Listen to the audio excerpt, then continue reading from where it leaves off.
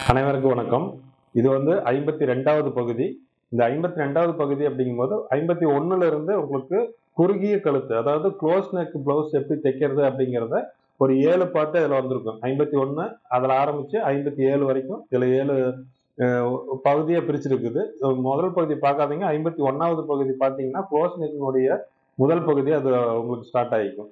அதே மாதிரி உங்களுக்கு இதுல பாத்தீங்கன்னா ஷோல்டர் பத்தி ஒரு சின்ன விளக்கம் கொடுத்துருப்பாங்க. அதாவது க்ளோஸ் நெக் வைக்கும் போது ஷோல்டர்ல சுருக்கம் வராம இருக்கிறதுக்கு, அது கொஞ்சம் இழுத்த மாதிரி வராம இருக்கிறதுக்கு, ஒரு சில க்ளோஸ் நெக் ஒரு சிலருக்கு பாத்தீங்கன்னா வச்சோம்னா பின்னாடி பக்கம் ரொம்ப தூக்குன மாதிரி வரும், இல்லாட்டினா முன்னாடி பக்கம் ரொம்ப இறங்கின மாதிரி இழுத்த மாதிரி இருக்கும். அந்த மாதிரி அமைப்பு இருக்கிறவங்களுக்கு அந்த ஷோல்டர்ல எவ்வளவு விஷயங்கள் பண்ண வேண்டியது அப்படிங்கிறத ஒரு நல்ல ஒரு விளக்கமா இதுல கொடுத்துருப்பாங்க.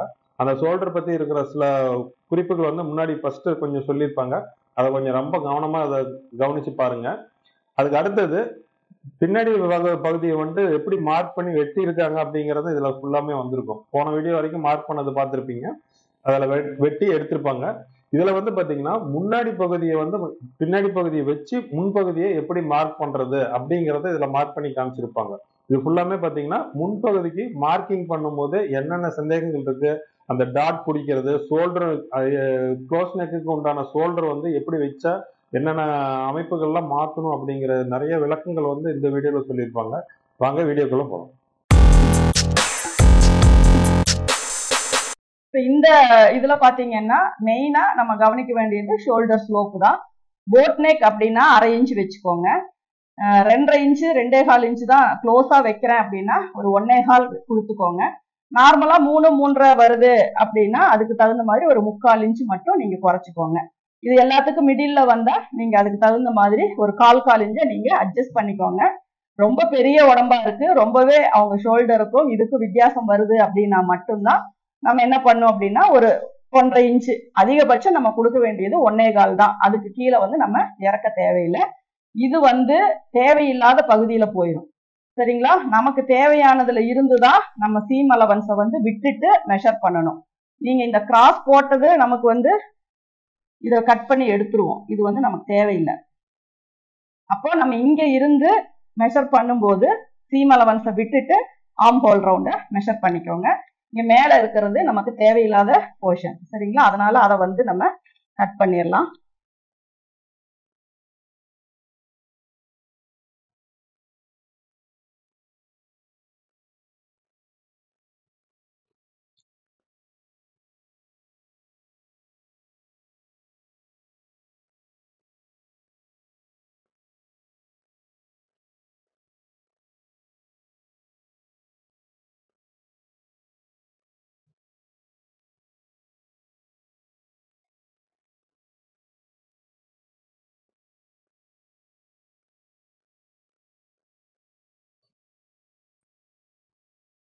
இப்போ இந்த ஃபோல்டிங் எந்த இடத்துல நம்ம பண்றோமோ அந்த இடத்துல ஒரு நாட்ச் போட்டுக்கோங்க.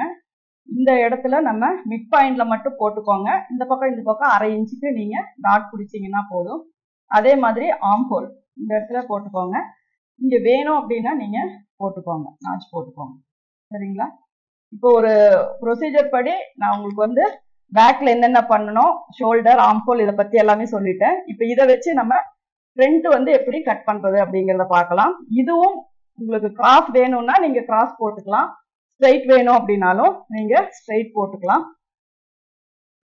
அதே மாதிரிதான் பிரின்சஸ் கட் வேணும்னாலும் போட்டுக்கலாம், நார்மலா ஒரு யோக் பிளவுஸ் வேணும்னாலும் போட்டுக்கலாம். எது போடணும்னாலும் பேக் இதை வச்சு நம்ம போடும்போது இதை வச்சு அப்படியே தான் நம்ம ஃப்ரண்ட் மார்க் பண்ண போறோம். கிராஸ் வேணும் அப்படின்னா இப்படி திருப்பிக்கோங்க. ஸ்ட்ரைட்டே வேணும் அப்படின்னா இங்க ஒரு லைன் போட்டு இந்த கரைப்பகுதி வேண்டாம், அதை விட்டுட்டு நீங்க ஒரு லைன் போட்டு அதுல இருந்து நீங்க போட்டுக்கோங்க. எப்படி போட்டாலும் மெத்தட் எல்லாமே ஒண்ணுதான். நீங்க கிராஸ் போடுறீங்களா ஸ்ட்ரைட் போடுறீங்களா அப்படிங்கிறது மட்டும்தான் உங்களுடைய விருப்பம். இப்ப இதுல பாத்தீங்கன்னா ஃபர்ஸ்ட் நான் லைன் பண்றது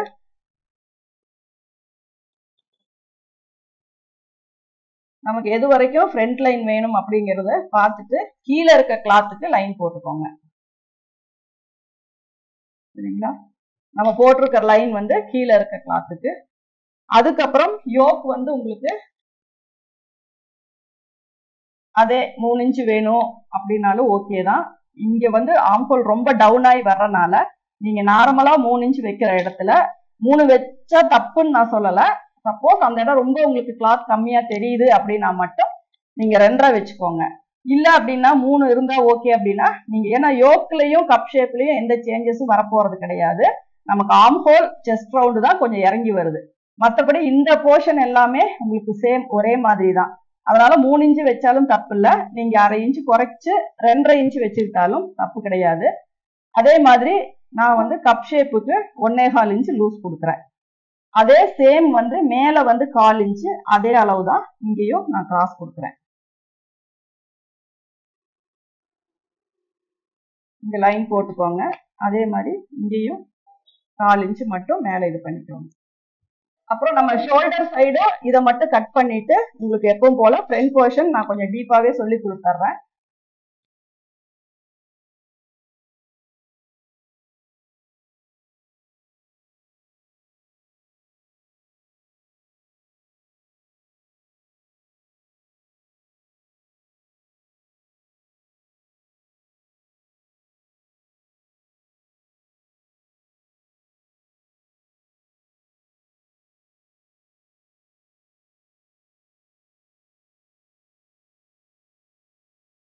நெக்குக்கு வந்து அந்த அளவுக்கிட்ட ஒரு கட் மட்டும் போட்டுக்கோங்க.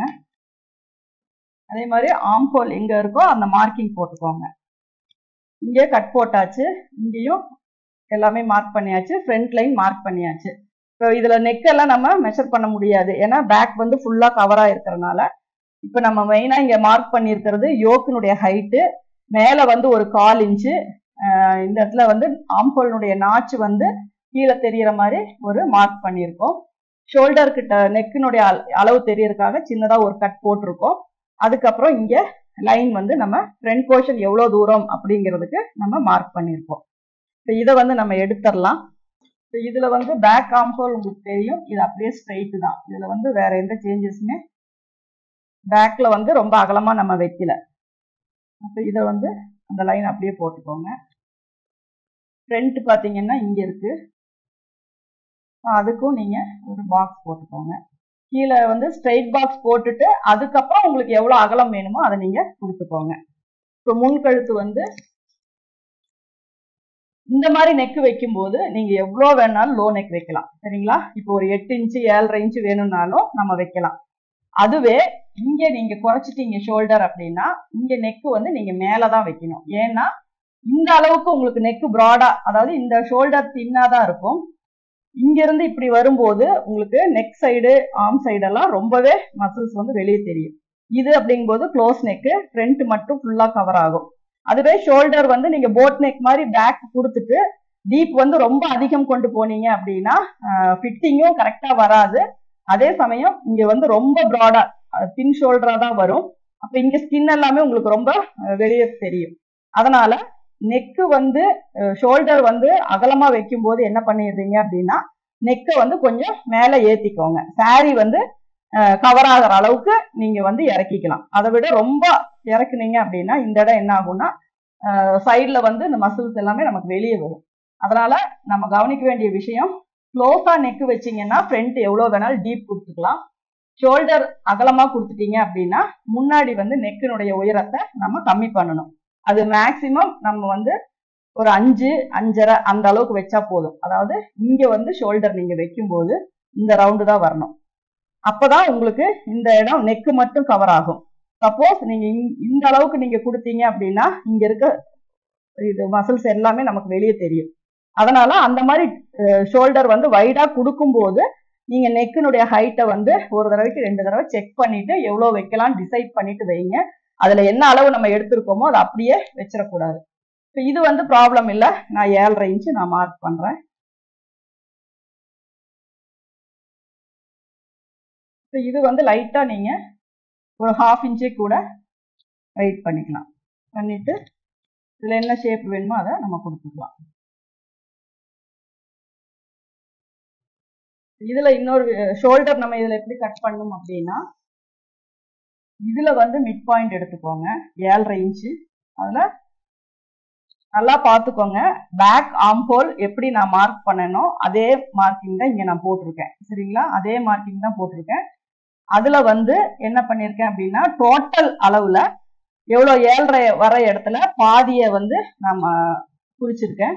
அந்த இடத்துல என்ன பண்ணிருக்கேன் அப்படின்னா ஒரு 1/2 இன்ச் வந்து உள்ள தள்ளி மார்க் பண்றேன். எந்த இடத்துல அதிகப்படுத்தி இருக்கேன் அப்படின்னா இந்த ரெண்டுக்கும் மிட் பாயிண்ட்ல இருந்து 1/2 இன்ச் நான் தள்ளி மார்க் பண்ணியிருக்கேன். இப்போ இதுக்கு வந்து நான் லைன் போடுறேன்.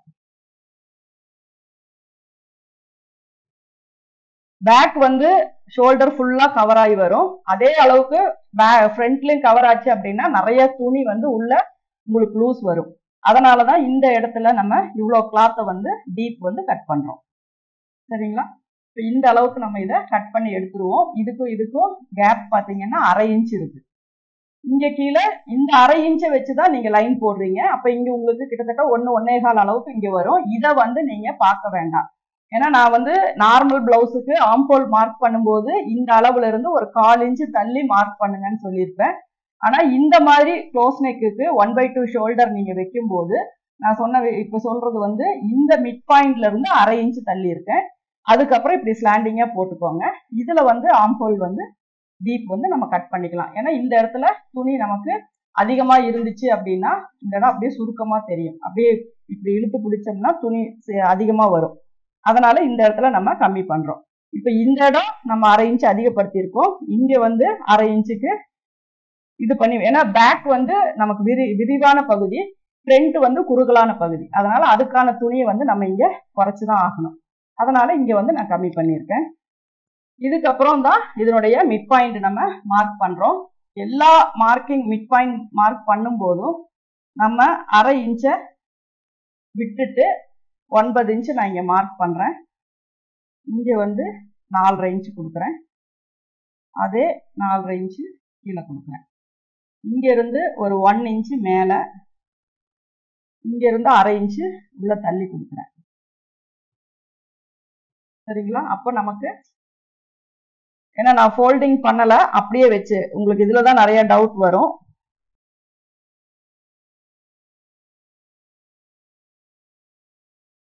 இதுக்கு நேரா தான் நம்ம லைன் போடுறோம். இப்போ நம்ம எடுத்த மிட் பாயிண்ட் வந்து இங்க வருது. அதே 1/2 வந்து இங்க கீழே வருது. இப்ப இதுல இருந்து 1 இன்ச் நான் மேல எடுத்திருக்கேன். இங்க இருந்து 1/2 இன்ச் நான் உள்ள தள்ளி இருக்கேன். சரிங்களா? இப்ப டாட்னுடைய டிஸ்டன்ஸ் பாத்தீங்கன்னா 1.25 இன்ச் நான் கொடுத்துருக்கேன். அப்போ இந்த பக்கம் ஒரு 1.25 இன்ச், இந்த பக்கம் ஒரு 1.25 இன்ச். சரிங்களா? இது ரெண்டும் ஈவனா கொடுத்துருக்கேன். இதுதான் டாட் பாயிண்ட். இப்ப இதுல பாத்தீங்கன்னா நான் ஒரு 1.5 இன்ச் வந்து மேல ஏற்றுறேன்.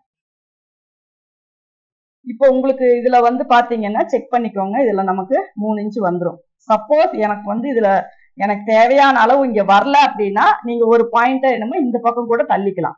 சரிங்களா? மிட் பாயிண்ட வந்து நம்ம நகர்த்த முடியாது. அங்கேயும் நம்ம மாத்தணும் அப்படின்னா மிட் பாயிண்ட் மாறிடும். இந்த அளவு உங்களுக்கு இப்ப இதுல வந்து கரெக்டா 3 இன்ச் வந்துருச்சு. சப்போஸ் எனக்கு 3.5 வர இடத்துல 3 தான் வருது அப்படின்னா ஒரு 1/4 இன்ச் வந்து நீங்க இங்க அவுட்டர்ல மார்க் பண்ணிக்கலாம். இப்படி வந்து நீங்க இங்க வந்து மார்க் பண்ணிட்டு இங்க வந்து 1/4 இன்ச் நீங்க இப்படி எடுத்துக்கலாம். சரிங்களா? ஆனா இப்ப இது தேவையில்லை. இங்க வந்து 3 இன்ச் தான் வருது. அதனால இந்த அளவு எனக்கு தேவையில்லை. அதனால நான் இங்க இருந்து 1/4 இன்ச் வந்து நெக்குக்கு வந்து கிராஸ் பண்ணிக்கிறேன். அதுக்கப்புறம் நீங்க இந்த பாயிண்ட்ல இருந்து இங்க கிராஸ் பண்ணுங்க. ஏன்னா இதுதான் டவுட் கேட்டிருந்தீங்க. இங்க இருந்து இதுக்கு நீங்க வந்து கிராஸ் பண்ணிக்கோங்க.